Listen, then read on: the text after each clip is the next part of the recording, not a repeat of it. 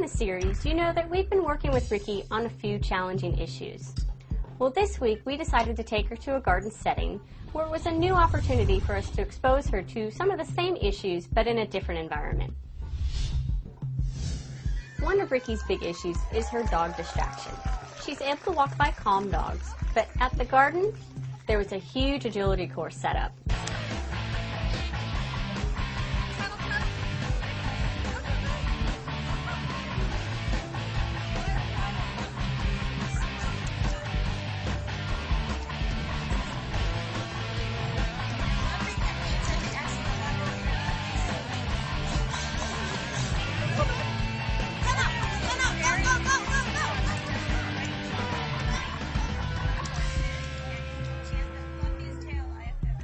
One of the dogs waiting for its turn for the course was very excited. It was running back and forth, turning circles in its kennel, and Ricky was kind of feeding off this energy, and she in turn started to whine and bark and just have a hard time keeping her cool too.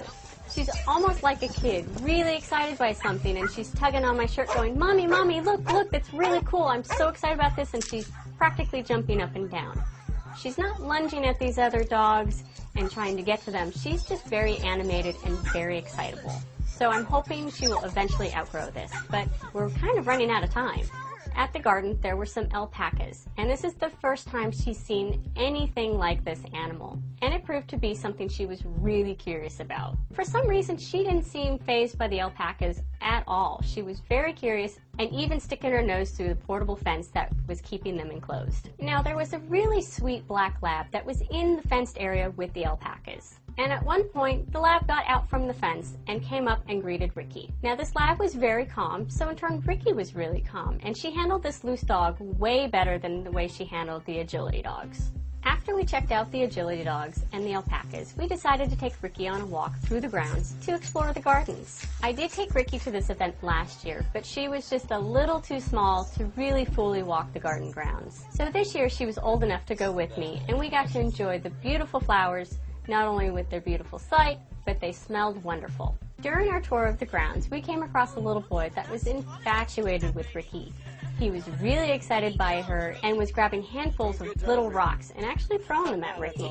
This didn't excite her at all, didn't faze her one bit. She just kind of sat there and just dealt with it. He wasn't in danger of injuring her because he was just a small little toddler, and it was actually kind of amusing watching his parents try to control him. But Ricky handled it really well, and I'm really proud of her. While we were walking through the garden, we couldn't help but stop and take some beautiful pictures of Ricky. Now, I did remove her head collar for most of these pictures because, well, she's just a lot cuter without wearing it. And being a crowd event, it gave us a great opportunity to work on her sit and downstays. This was a new challenge for Ricky. I haven't really asked her to sit or downstay and walk away from her with a big crowd around before. She did really well. She did everything I asked and stood still and allowed me to take some pictures of her. So even though she does have a few issues, she's got a lot of positive things going for her. Now, if you've seen previous episodes, you know that Ricky loves to swim. On our tour of the grounds, we did come across a swimming pool and decided to take Ricky up to it.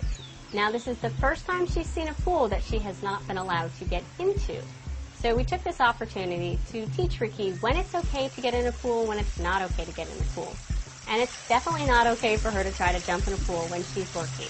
She's got her jacket and head collar on, so this indicates to her that she's on the job. She was very eager to go up to the pool, so I didn't let her get all the way to the edge, because I couldn't guarantee that she wouldn't try to jump in. The only thing that kind of got to her were the pumps that were pumping water into the pool. She's very attracted to pumps and water fountains and just basically the movement of the water. Now, I did take her back and forth around that area a few times to desensitize her to it, and she did really well. So she's well on her way to understanding when it's okay to play in the water and when it's not. Ultimately, Ricky will decide whether or not she wants to be a guide dog. As puppy raisers, it's our job to expose her to as much as possible and help her get past any issues she may have. So keep watching, and we'll see if Ricky decides whether or not she wants to be a guide. We'll see you next time on Growing Up Guide Pup.